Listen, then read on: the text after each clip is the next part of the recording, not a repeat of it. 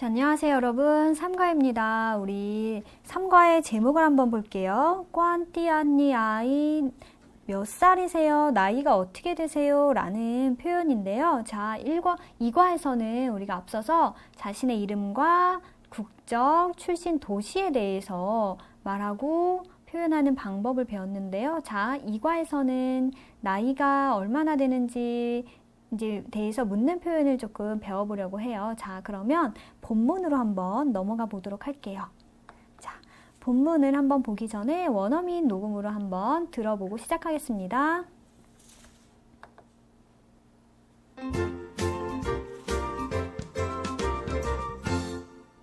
Lezione 3. Quanti anni hai? Dialogo 3. Giovanni, questo è Jin-ho, un mio amico coreano. Ciao, sono Jin-ho, piacere. Molto piacere, Jin-ho, ma tu lavori in questa città? Sì, faccio l'impiegato. Lavoro alla Ferragamo, vicino a Piazza della Repubblica. Ah sì? Conosco il posto, perché abito proprio lì vicino. Ma tu quanti anni hai, scusa? Sembri troppo giovane per lavorare. Ha 30 anni come noi. Beato lui. Non ci posso credere. Questo ragazzo ha proprio un viso da bambino. 자, 본문을 들어봤는데요. 3명의 친구가 지금 보이고요. 이 3명의 친구 중에 한 명을 다른 친구에게 소개시켜주는 내용인 것 같아요. 자, 그러면 여러분 어떤 내용인지 우리 만세 포인트로 한번 짚어보도록 할게요. 자, 만세 포인트로 넘어가겠습니다. 자, 1번에 보면은 이 사람은 내 한국인 친구 진호야 라고 되어 있어요. 그래서 표현이 questo è Gino, un mio amico coreano 라고 되어 있네요. 왜 questo라고 할까요? 이 친구는 루이의 지노라고 하면 안 돼요? 여러분들 우리 영어에서도 보통 사람을 소개할 때는 this is 라는 표현을 쓰잖아요. 여기 이탈리아에서도 마찬가지예요. 이 사람은 누구입니다 라는 표현으로 쓰기 때문에 questo 라는 표현이 들어가 있는 거예요. 이 questo는 지시 대명사라는 품사를 가지고 있는데요. 이 지시 대명사 questo가 보통 진호가 남자이기 때문에 questo라는 남성형을 쓴 것이고요. 만약에 진호가 아니라 마리아 또는 여성 친구를 소개한다 라고 할 때는 questo의 마리아 라고 못하고요. questa의 마리아 라고 표현을 해주는 거예요. 우리 2과에서 배웠던 게 명사의 성수 일치에 대해서 배웠었는데요. 이탈리아어에서도 항상 어떠한 주체를 얘기할 때 혹은 명사를 얘기할 때는 꼭 성과 수가 어떻게 되는지 한번 살펴보고 그에 따라서 변형을 시켜줘야 돼요. 자, questo가 지시대명사였는데 이 questo라는 지시대명사의 형태가 지시물의 성수에 따라서 이렇게 변한다라고 교재에 나와 있네요. 자, 남성의 경우에는 questo라고 하시면 되고요. 만약에 복수형이다, 남성 복수형이다 이러면 questi라고 해주시면 되고요. 여성 단수일 경우 questa, 여성 복수일 경우에는 queste라고 해주시면 되세요. 그래서 이 사람은 누구누구입니다 라는 표현을 할 때 우리가 지시대명사를 이용을 해서 표현을 한다라는 것을 배웠네요. 자, 그러면 questo의 진호라고 하고 un mio amico coreano라고 했어요. 내 친구는 한국 사람이야, 한국인 친구 진호야 라는 표현을 하고 있는 건데요. 이 코레아노는 우리가 앞서서 배웠듯이 한국 사람 남성을 가리키는 거죠. 자, 근데 이 친구가 남성 친구이기 때문에 아미꼬라는 명사가 쓰이게 된 거예요. 그래서 아미꼬가 지금 진호라는 친구가 아미꼬잖아요. 이 아미꼬 친구가 남성이기 때문에 코레아노라는 남성형 형용사 형태를 써주었다라고 또 알고 계시면 되세요. 그래서 이 부분은 사람을 소개할 때는 지시대명사 questo라는 것을 이용한다라고 여러분들 기억해 두시면 되시고요. 자, 그러면 2번 한번 넘어가 볼게요. 자, 2번에 포인트는 몇 살이야? ¿Cuánti años hay? 라고 물어보고 있네요. 우리 3과의 제목이기도 하죠. ¿Cuánti años hay? 나이를 물어보는 표현인데요. 여러분 교재에도 나와 있지만 이탈리아나 다른 서구 문화에서는 나이를 물어보는 게 조금 신뢰가 될 수 있어요. 조금 나이가 너무 궁금하더라도 조금 참으시고요. 여러분들 좀 친해지시고 난 이후에 물어보시는 게 좋을 것 같아요. 이렇게 여러분 이탈리아 배우면서 문화적인 차이도 함께 기억해두고 넘어가셨으면 좋겠고요. 그래도 우리가 나이가 몇 살이야 라고 하는 표현이 ¿Cuánti años hay? 라는 표현을 하고 있다라는 거는 여기서 공부를 하고 넘어갈게요. 자, ¿Cuánti años hay? 당신의 나이, 너의 나이는 몇 살이니? 라고 물을 때 우리가 이 2과에서 배웠잖아요. ¿Cuánto라고 하는 것은 얼만큼의 의문문을 만들 때 사용하는 의문사라고 배웠는데요. 얼만큼의 아니, 해를 I 가지고 있니? 라고 물어보는 거예요. 이 I는 잊지 않으셨죠, 여러분? 아벨의 동사 가지고 있다라는 표현으로 쓰는 거예요. 그래서 얼만큼의 해를 가지고 있니, 얼만큼의 나이를 가지고 있니 라는 표현으로 쓰기 때문에 ¿Cuánti años hay? 라고 물어보는 거고요. 혹시라도 이렇게 친근한 친근체가 아니라 친구에게 묻는 친근체가 아닌 격식체로 물어보게 된다면 연세가 어떻게 되세요? 혹시 나이가 어떻게 되세요? 라고 격식체로 물어보게 된다면 여러분 라고 써주시면 되겠죠? 그래서 ¿Cuánti años hay? 라고 써주시면 되세요. 자, 그래서 교재에 나와 있듯이 나이를 묻는 표현에는 아벨의 동사가 사용된다 라고 알고 계시면 될 것 같아요. 자, 그러면 나이가 몇 살이야? 라는 표현을 했을 때 대답은 어떻게 할까요? 나는 몇 개의 나이를 가지고 있어 라고 대답을 해주겠죠? 자, 여러분 예문을 한번 보세요. ¿Cuánti años hay? 라고 물어봤을 때 o 20 años 라고 대답을 해줘요. 그래서 o 가지고 있다 나는 20 이게 서수 20이라는 뜻이죠. 기수 20이라는 뜻이죠.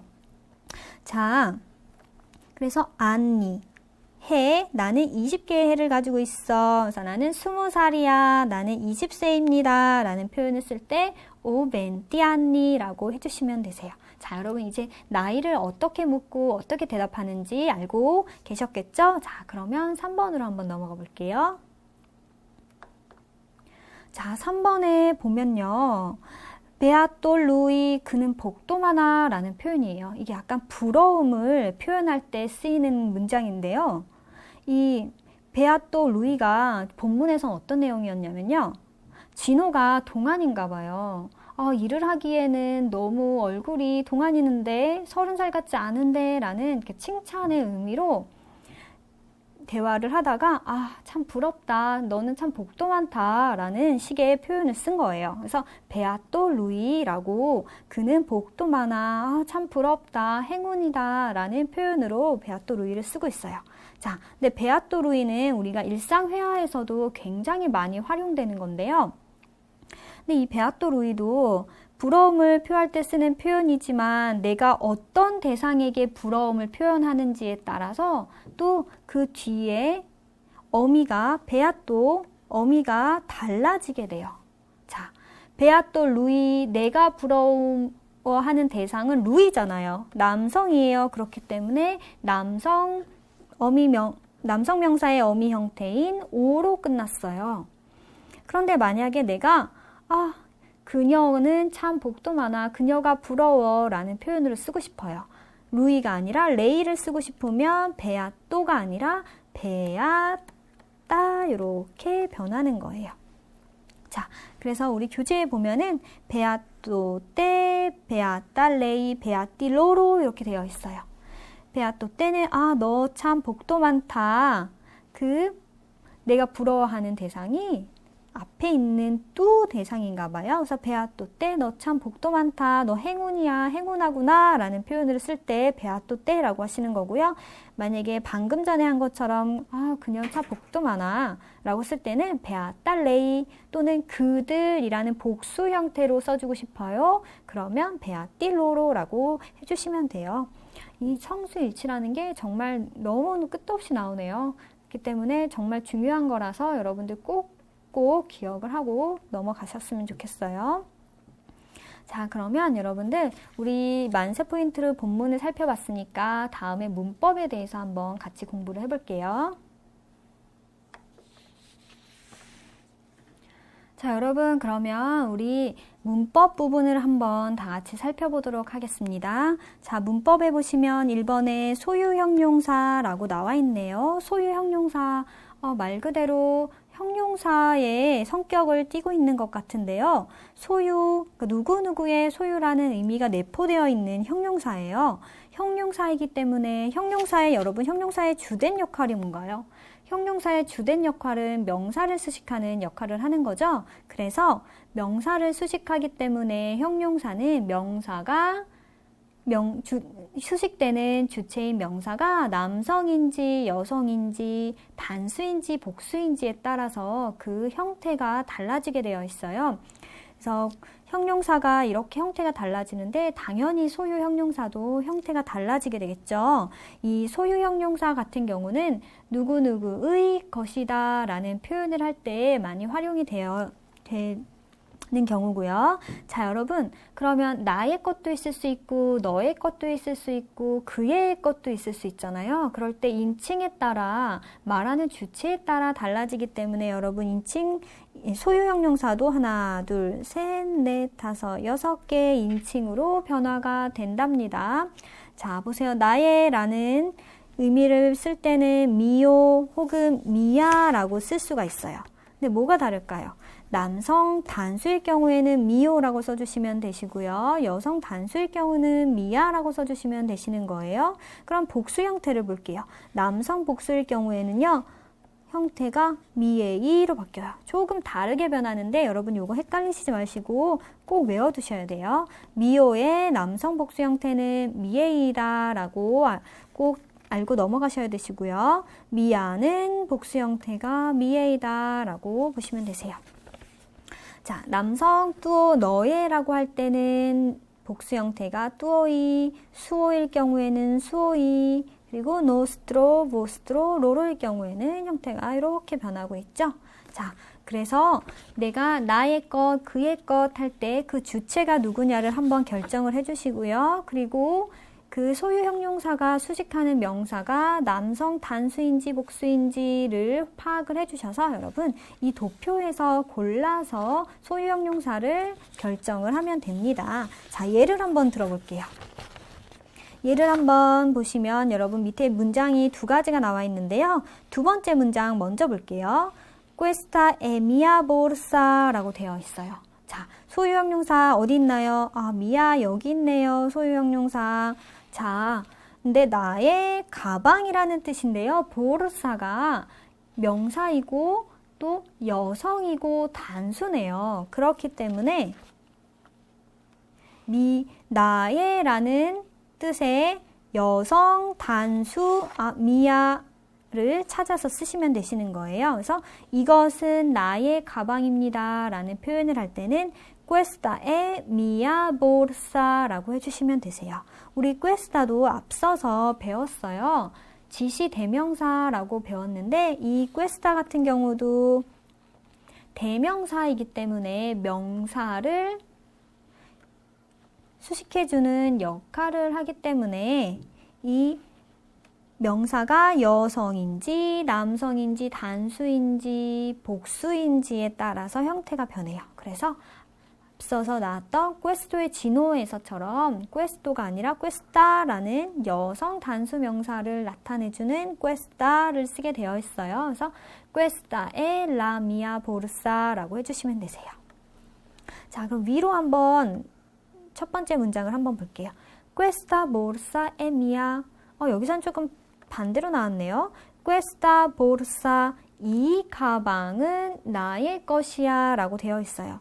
원래 소유 형용사는 말 그대로 형용사이기 때문에 명사를 수식한다고 했는데 여기서는 수식해주는 명사가 없어요. 이럴 경우에는 이 친구는 소유 형용사가 아닌 소유 대명사가 되는 거예요. 명사를 받아주는 대명사가 되는 거죠. 그래서 나의 것이야 라는 표현을 쓸 때 미야를 쓰는 거고요. 또 미야를 쓴 것은 보르사라는 여성 단수명사이기 때문에 미아를 쓴 게 되겠죠. 자, 그래서 교재에 나와 있어요. 이 소유 형용사는 소유 대명사로서도 활용이 된다라고 나와 있네요. 자, 그러면 소유 형용사는 이렇게 지칭하는 또 수식해주는 명사의 성과 수에 따라 형태가 변한다는 거 알고 다 2번 한번 넘어가 볼게요. 자, 여러분 소유 형용사 같은 경우는 앞서서 이렇게 명사를 수식해주는 역할을 해서 명사 앞에 위치를 했어요. 그래서 소유 형용사 플러스 명사 형태의 명사구가 완성이 되었는데요. 이렇게 명사구일 경우에는 앞에 관사가 필요하대요. 이 관사라는 거는 우리말에 없는 표현이잖아요. 그래서 관사라는 것은 영어의 더라는 것을 이탈리아어로 여러 가지로 표현을 할 수가 있는 건데, 자, 우리가 아직 관사는 배우지 않았지만 이 부분에서는 소유 형용사 플러스 명사로 이루어진 명사구 앞에서는 관사가 필요하다라는 것만 알고 넘어가시면 되실 것 같아요. 자, 예문을 한번 볼게요. 보시면 il suo libro라고 되어 있어요. suo libro, libro 책이에요.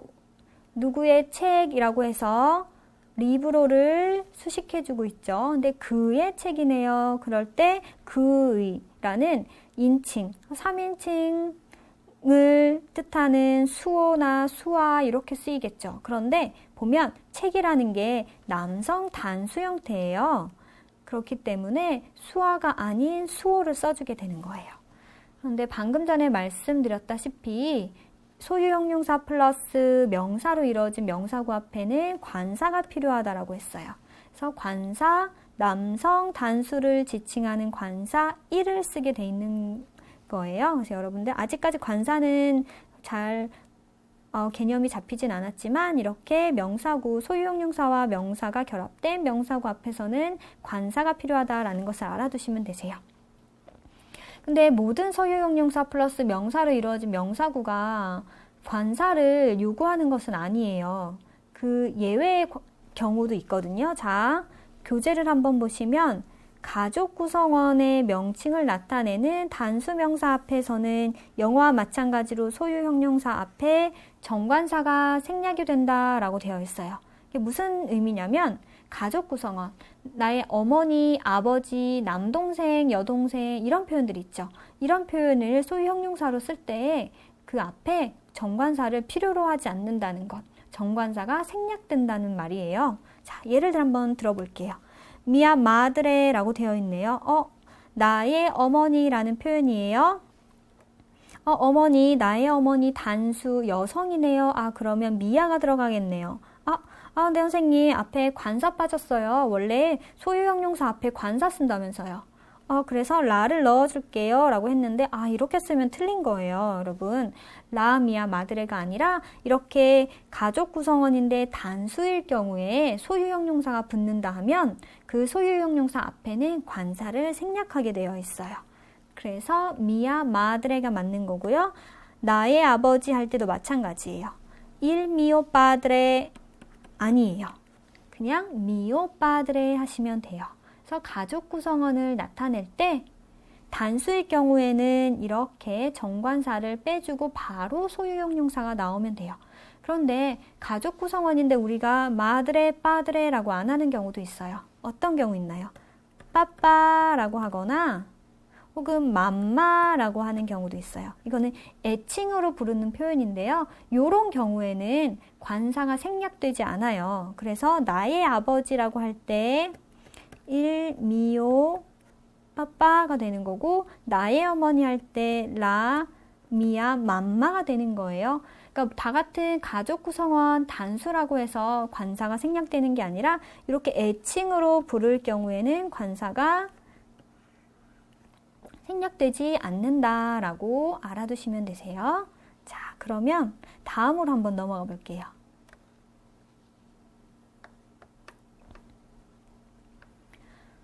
자, 여러분, 우리가 소유 형용사에서도 마찬가지지만 우리 형용사라는 것은 명사를 수식하기 때문에 수식해주는 명사의 성에 따라 또는 수에 따라 형태가 변한다고 했어요. 그러면 그 형태가 어떻게 변화하는지 한번 같이 볼게요.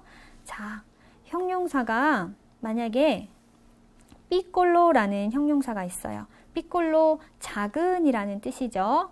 그래서 이 삐꼴로가 ragazzo라는 소년을 꾸며주고 싶어요. 그럴 경우에는 보통 형용사는 명사 뒤에 위치하는 편이고요. 당연히 형용사가 앞에 위치하는 경우도 있어요. 그렇지만 이 경우에는 우리 형용사가 명사 뒤에서 수식한다고 일반적으로 생각을 하고 한번 같이 볼게요. 자, 작은 소년, 어린 소년이라고 표현을 할 때는 ragazzo piccolo라고 쓰게 되어 있어요. piccolo가 원래 오로 끝나는 어미잖아요. 이게 남성 단수이기 때문에 오로 끝난 거예요. 왜냐하면 ragazzo가 남성 단수이니까. 근데 만약에 이게 ragazzi라고 해서 복수 형태, 남성 복수 형태로 바뀐다라고 하면 형용사도 따라 변해야 돼요. 형용사는 항상 명사의 성수의 일치를 시켜주기 때문에 그래서 삐꼴로 아니라 ragazzi 삐꼴리가 되는 거예요. 여러분 아시겠죠? 자, ragazza도 마찬가지예요. 소녀라는 여성 단수 명사일 경우에는 ragazza piccola 이렇게 써주셔야 돼요. ragazza piccolo 이렇게 써주면 틀린 거예요. 문법적으로 그러면은 틀린 표현이 되고요. 그래서 ragazza piccola라고 써주셔야 되고 ragazze라는 복수 형태도 마찬가지예요. ragazze piccole. 자, 여러분 어때요? 어미가 명사 우로 끝나면 형용사도 보통 오로 끝나고 이로 끝나면 이, 아로 끝나면 아 이런 식으로 뭔가 대꾸의 형태가 보이죠? 그래서 명사와 형용사는 함께 쓸 경우 형용사는 항상 명사의 성수를 일치시켜준다라는 걸 반드시 기억하고 있으셔야 해요. 자, 그러면 여러분 오늘 3과 내용은 여기서 마치겠고요. 오늘도 수고 많으셨습니다.